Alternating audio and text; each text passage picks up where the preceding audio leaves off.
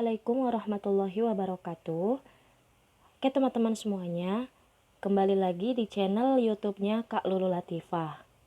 Nah, dalam video kali ini saya akan membagikan masih dengan materi ilmu tajwid, namun berbeda judul. Judul yang akan saya jelaskan hari ini itu adalah tentang yang pertama adalah tentang mad arid lis sukun. Nah, jadi di dalam ilmu tajwid itu ada banyak hukum bacaan. Di antaranya ada beberapa mad. Mad itu artinya kan panjang. Nah, mad arid lis sukun itu gimana sih? Oke, kita lihat ya. Selanjutnya. Nah, mad arid lis sukun pengertiannya itu adalah apabila ada mad tabi'i atau mad lain yang diwakafkan di akhir kalimat. Jadi, kalau misalkan kita menemukan bacaan yang dimana di situ ada matobi'inya. Matobi'i itu kan yang apabila ada fathah bertemu dengan alif, kemudian domah bertemu dengan wawu, kasroh bertemu dengan ya sukun. Nah, itu kan namanya matobi'i yang dibaca panjang. Nah, kalau mat lain itu yang dimana bacaannya itu seperti yauma, baitun. Jadi kalau ada fathah bertemu dengan ya sukun atau waw sukun. Nah, itu dia. Jadi, mad arid lis sukun terjadi apabila ada mad tabi'i atau mad lain yang diwakafkan.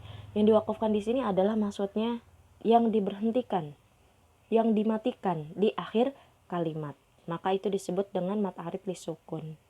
Selanjutnya, nah, ini dia contoh dari mad arid lis sukun. Nah, ya.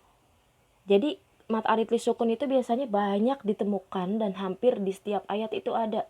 Di setiap surat dalam Al-Quran itu pasti banyak, paling banyak mad arid lis sukun. Karena apa? Dia terjadinya di akhir kalimat biasanya. Contoh seperti ini. Sami'um basyir. Nah, jadi cara bacanya itu bukan sami'um basyirun. Ya, karena tadi kan udah dibilangin kan kalau misalkan pengertian dari mad arid lis sukun apabila ada mad tabi'i atau mad lain yang diwakafkan di akhir kalimat. Nah, di sini kita lihat sami'um basirun, itu kan basirun itu adalah mad tabi'i. Nah, karena dia di akhir kalimat, jadi kita matikan aja bacaan ro-nya. Tidak usah dibaca hidup. Bukan basirun, tapi basir dan dibaca panjang. Nah, itu namanya mad arid lis sukun. Sami'um basir, kayak gitu. Selanjutnya, contoh bacaan kedua, yukadzibu biddin. Nah, itu bacanya juga sama. Biddin, bukan biddini, tapi biddin. Panjang mad arid lis sukun juga bisa 2 sampai 6 harokat ya. Nah, itu contoh kedua. Lanjut contoh ketiga. Sholatihim sahun.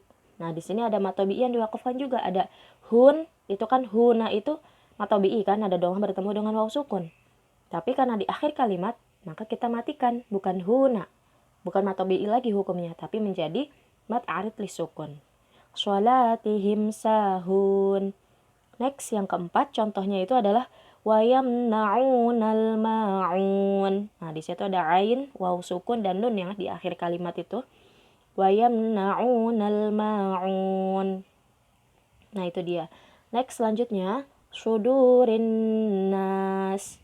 Nah, di sudurin nas itu juga sama. Dia kan an-nasi itu adalah mad tabi'i kan. Ada fathah bertemu dengan alif, ya kan, di huruf nunnya. Tapi karena di akhir kalimat, jadi kita matikan bacaannya, bukan nasi.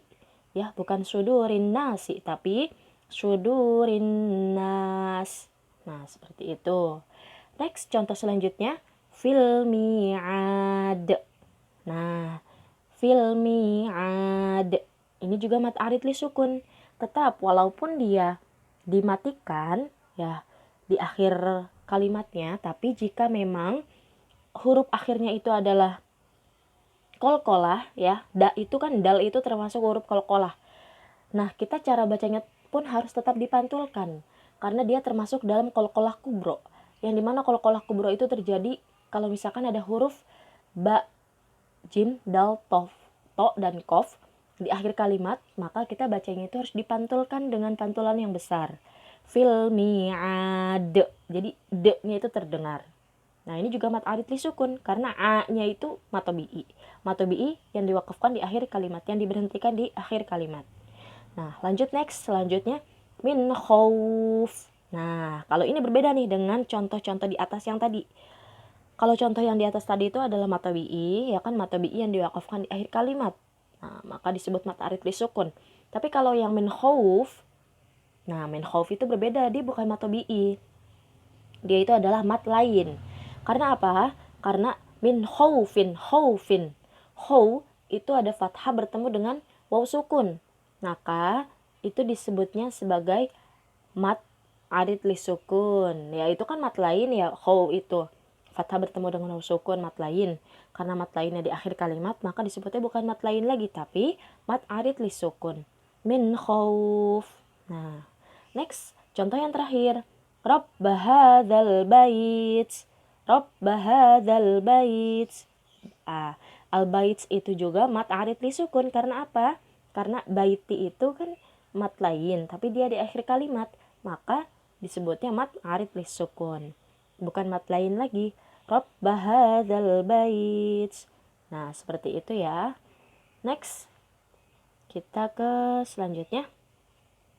Oh, masih ada lagi contohnya. Rabbil alamin walisanan wa syafatain alam naj'al lahu 'ainain dzalika lasyahid kal'ihnil mangfush. Nah, itu dia contoh-contoh dari mat arid li sukun. Ya, jadi saya ulang lagi, mat arid li sukun itu terjadi apabila ada mat tabi'i atau mat lain yang diwakafkan atau diberhentikan di akhir kalimat.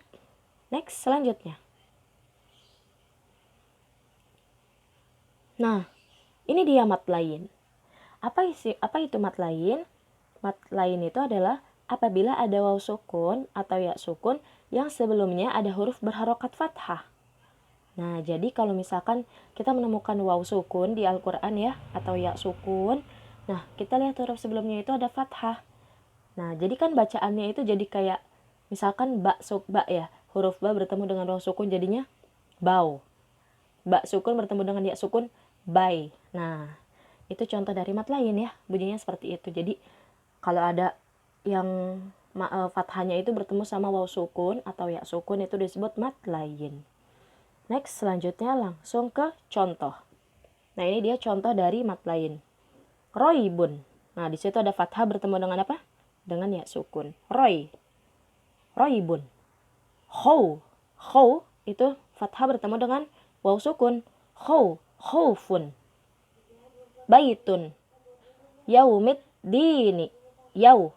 Nah, yaunya itu mat lain. Aro'aita. Ai-nya itu mat lain. Fawailun. Fawailun itu mat lain. Next. Oke, selesai. Nah, itu dia penjelasan tentang mat arid li sukun dan mat lain. Terima kasih semuanya. Wassalamualaikum warahmatullahi wabarakatuh.